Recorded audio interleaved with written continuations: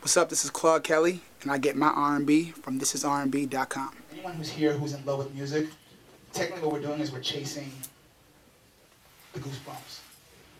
So the first time you heard a song, two years old, or 22 or 42, and you heard a song, and it gave you like, it made the hairs in the back of your neck stand up. The reason we keep buying songs and keep trying to write and trying to beat ourselves is because you're chasing that feeling. Easy come, easy go. That's just how you live. 3 times Grammy-nominated songwriter Claude Kelly is no stranger to hit records. Catch Claude as he sits with ThisisRnB TV to discuss what he looks for in artists and what it means to consistently be chasing chills on ThisisRnB TV. Everyone loves music, but there's a select few that are truly addicted to it, and I almost compare it to an addiction to, you know, anything else, drugs or alcohol or whatever else. It's this feeling that you're chasing every single day.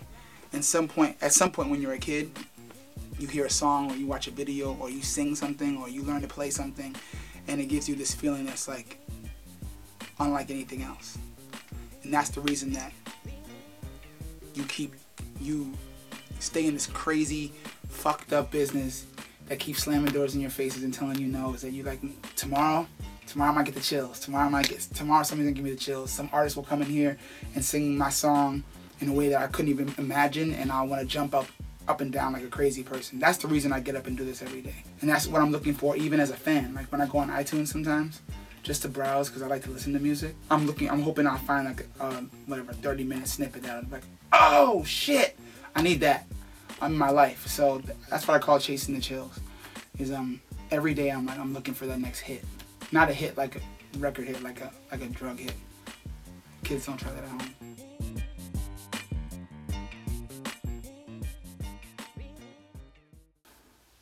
You know what's funny is talking about Chris Rene. I was just in the studio with Chris Rene yesterday, and there's just something. It's not, for me. It's not about like a perfect voice, because he doesn't have a perfect voice.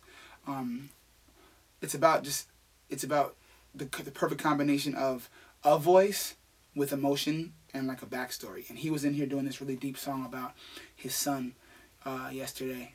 Everything came together perfectly. Like his voice was the right key, the right timing, his emotion was on point, and I got chills. And I was like, dude, this is it, because we had struggled for a few minutes to find the right tone. And when we nailed it, like the rest of the night was a breeze. I made a rule now not to work with artists that I don't feel can get me to that point.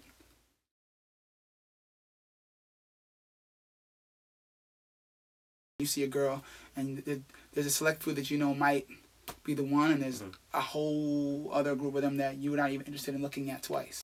So there's many artists that you see that don't do anything for you right off the bat, and then you start nitpicking at the ones that you think could be that, and you start courting them.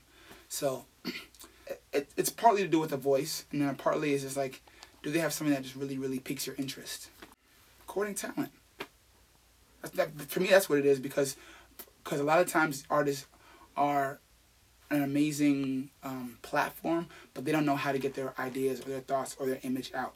So what a songwriter really is not just someone who sits down and writes these songs and it's a cool process. That's one tiny aspect. A lot of it is therapy and getting these artists to talk about stuff and share with me stuff that will give me the fuel to write a song that represents them. So in the past couple of months, the artists that kind of given me that kind of feeling were obviously like Chris Rene, Jessie J.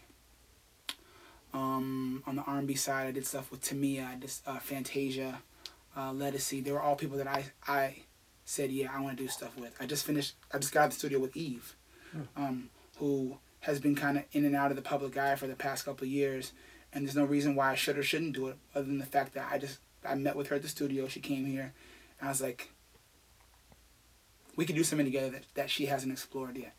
There's a side of her that people don't know yet. And I could tell that she had the eye of the tiger, and she wanted to say something. And I felt like we could do something different. I mean, and that happens on a day-by-day basis, by person.